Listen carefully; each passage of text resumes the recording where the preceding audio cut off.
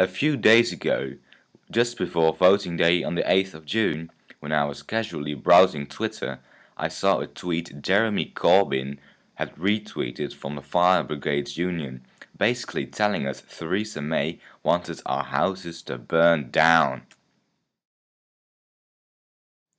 I was definitely going to vote Labour on voting day, but then I saw a tweet from Theresa May telling us that Jeremy Corbyn wanted to change my beloved Britain back to the 1970s, so I guess I have to vote for Theresa May now.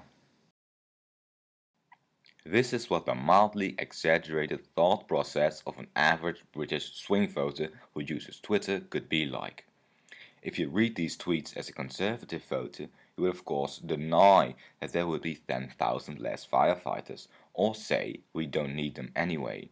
Someone who shares their ideology with the Labour Party would disprove Theresa May's statement about Jeremy Corbyn wanting to change Britain back to the 1970s, or even say that the 1970s were better anyway. These tweets are just another reason why, for example, a Conservative voter should not change their vote to Jeremy Corbyn.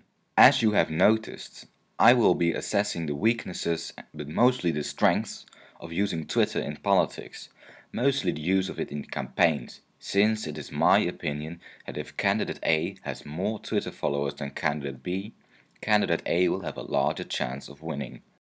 Let's first talk about Twitter in elections. If you want to win an election, you have to use Twitter. You will not find a high-ranking person in the government without a Twitter account. There are multiple reasons why you should have a Twitter account to win.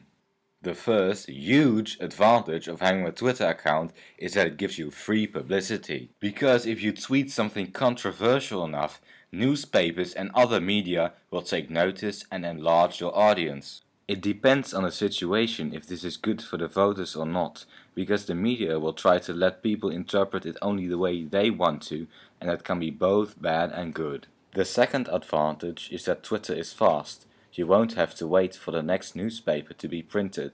Everyone can instantly see what you want to say. You can immediately give your opinion on recent events, for example terrorism, and this is especially good for the voter, because they'll know what that politician's opinion is. Another advantage of Twitter is that it's short and powerful, and that the other media can't read something different into it. But that you only have 140 characters is also a disadvantage, because it's difficult to get into detail.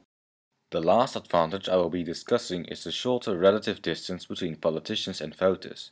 This means that politicians are easier to reach out to, and voters can perhaps ask questions, which is good for voters, although this is not always the case. In conclusion, that politicians use Twitter has many more advantages than disadvantages for both politicians and voters.